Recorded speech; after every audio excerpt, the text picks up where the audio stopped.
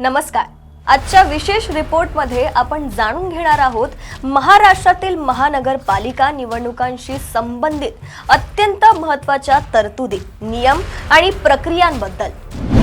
महानगरपालिका कशी चालते, निवडणूक कशी घेतली जाते, कोण उमेदवार होऊ शकतो आणि मतदानाचा अधिकार कोणाला मिळतो, या सर्व प्रश्नांची सोपी आणि स्पष्ट माहिती आज आपण या रिपोर्टमधून पाहणार आहोत। महाराष्ट्रातील महानगरपालिकांचे कामकाज मुंबईसाठी मुंबई महानगरपालिका अधिनियम 1888 नुसार तर इतर सर्व महानगरपालिकांसाठी महाराष्ट्र महानगरपालिका अधिनियम नुसार चालते। महानगरपालिका निवडणुका या संबंधित अधिनियमातील नियम आणि राज्य निवडणूक आयोगाच्या आदेशानुसार पार पडतात। सदस्यांची संख्या ही शहराच्या लोकसंख्येवर ठरते आणि ती 65 ते कमाल 221 पर्यंत असू शकते। महानगरपालिका निवडणुकांसाठी विधानसभेची मतदार यादी वापरली जाते आणि प्रभागनिहाय विभागणी करून ती आयुक्तांकडून अधिप्रमाणित केली जाते। प्रभाग रचना करण्याचे काम महानगरपालिका आयुक्त राज्य निवडणूक आयोगाच्या निर्देशानुसार करतात। महानगरपालिकेचा कालावधी 5 वर्षांचा असतो आणि पहिल्या सभेपासून तो सुरू होतो। विसर्जित किंवा बरखास्त पालिकेची निवडणूक 6 महिन्यांच्या आत घेणे बंधनकारक आहे।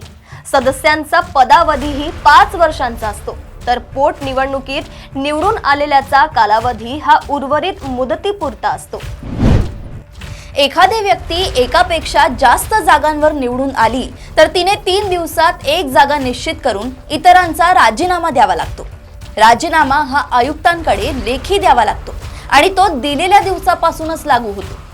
मतदानाचा हक्क फक्त अंतिम अधिप्रमाणित मतदार यादीत नाव असलेल्या 18 वर्षांवरील व्यक्तींनाच मिळतो आणि मतदान हे गुप्त पद्धतीने ईव्हीएम किंवा मतपत्रिकेद्वारे केले जाते। कैदी किंवा पोलीस ताब्यातील व्यक्तींना मतदान करता येत नाही।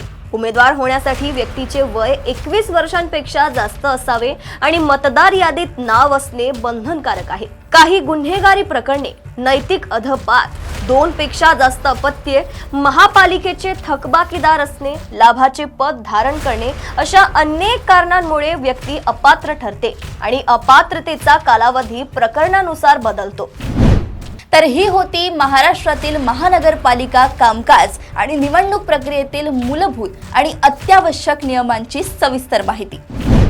या नियमांमुळे स्थानिक स्वराज्य संस्थांचा कारभार अधिक पारदर्शक, जबाबदार आणि लोकाभिमुख राहतो।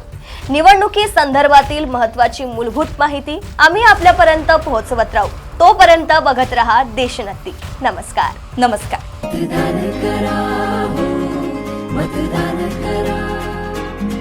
मतदान करा, मतदान